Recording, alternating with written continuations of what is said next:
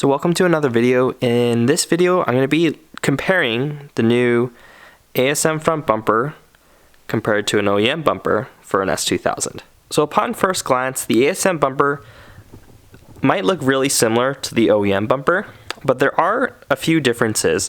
Actually, first thing that we can note is the middle section here. The OEM bumper has kind of some grading, help support, but the ASM one does not. So it's just a kind of a bigger open mouth. The other thing, and this is specific to AP2s, but there's kind of what appears to be a side vent here, but it's actually blocked off. I have seen a lot of people who actually cut that out and then they'll run ducting to their brakes, so that it actually functions as a brake duct. On the ASM one, they actually have that kind of already embedded in on either side. I believe they do sell a kit that'll allow you to run ducting directly to the brake hoses as well.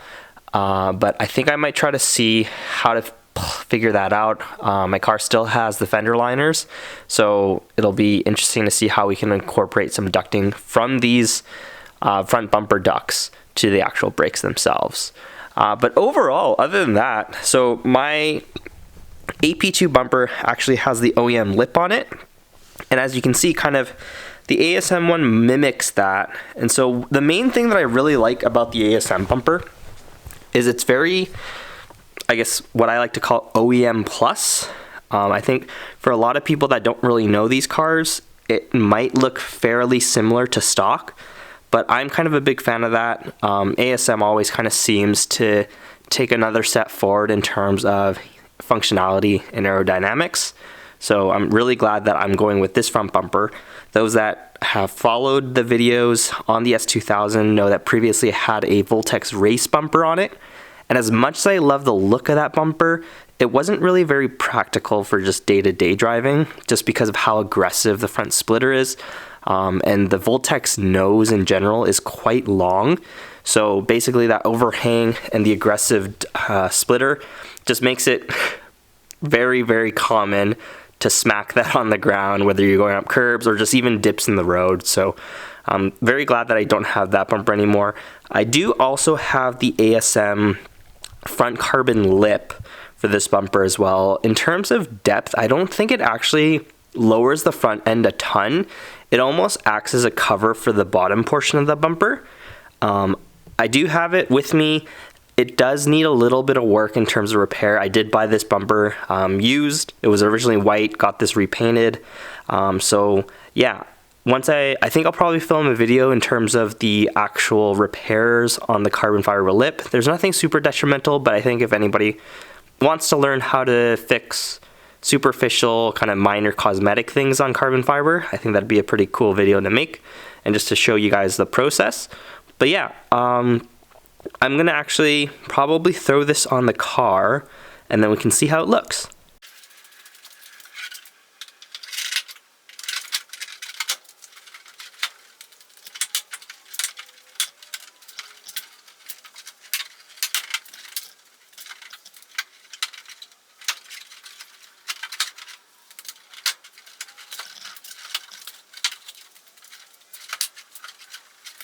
Okay, so after a bit of work, the bumper's on the car now.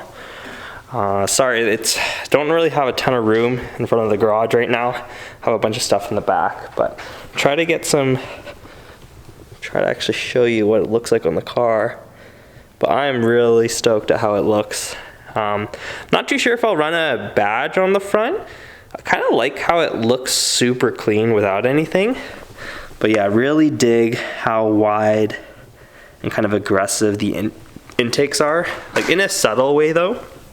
So yeah, pretty stoked at how it looks. So yeah, let me know in the comments what you think. I think overall, I'm gonna be really excited, especially when I put on the carbon front lip, because it'll kind of, height-wise, I feel like right now it sits just a touch higher than where the Voltex side skirts end.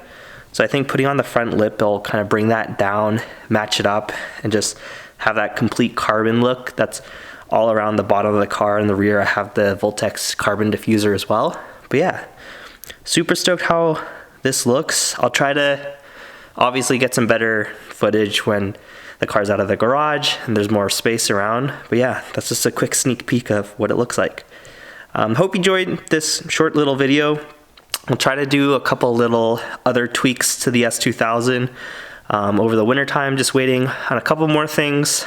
Basically, the big thing I'm waiting on is actually a new set of seats. So when I get those in, that'll be going into the car. Otherwise, I'll kind of be focusing attention onto its stablemate, which, as you can see, have some work being done on it right now. But yeah, I'll kind of film some more of that progress on the NSX in the future as well. So thank you for watching. Hope you enjoyed. If you have any questions or comments, feel free to leave them below. And if you like this kind of content, be sure to like and subscribe. Really helps out the channel. I know I'm pretty small and humble, but we can kind of slowly grow and become a little Honda hub, I guess you could call it. Yeah, thanks for watching, and catch you on the next video.